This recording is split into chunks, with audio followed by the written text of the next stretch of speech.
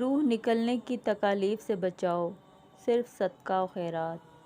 قرآن کریم میں اللہ تعالیٰ بیان فرماتا ہے، جب روح سارے بدن سے کھنچ کر ہنسلی کی ہڈی میں آ کر اٹک جائے گی اور لوگ کہیں گے کہ ہے کوئی جھاڑ پھونک کرنے والا، کوئی دوا دارو کرنے والا، حالانکہ مرنے والا تو سمجھ جاتا ہے کہ اب جدائی کا وقت آ گیا ہے۔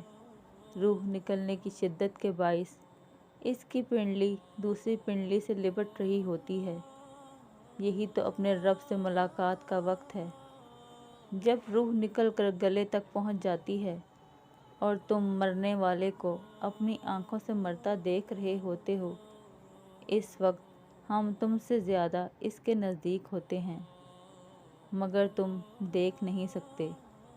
اگر تم اپنے قول میں سچے ہو کہ تمہیں جزا و سزا کچھ نہیں ملنے والی، تو تم اس کی روح کو پلٹا کیوں نہیں دیتے؟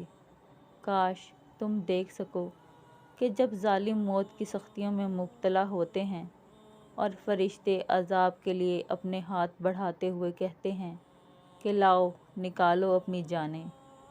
رحمت للعالمین صلی اللہ علیہ وآلہ وسلم نے موت کے اس انتہائی ہولناک مرحلے سے نمٹنے کا نہایت آسان نسخہ بیان فرمایا ہے۔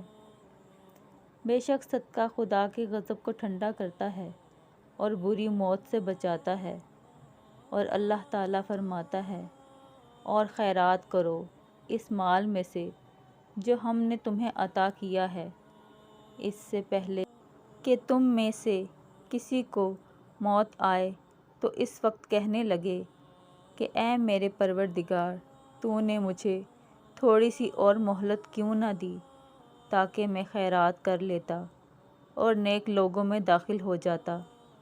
اور جب کسی کی موت آ جاتی ہے تو اللہ اس کو ہرگز مہلت نہیں دیتا، اور جو کچھ تم کرتے ہو اللہ اس سے خبردار ہے۔ اور نصیحت کرتے رہو، کیونکہ نصیحت ایمان لانے والوں کو فائدہ دیتی ہے۔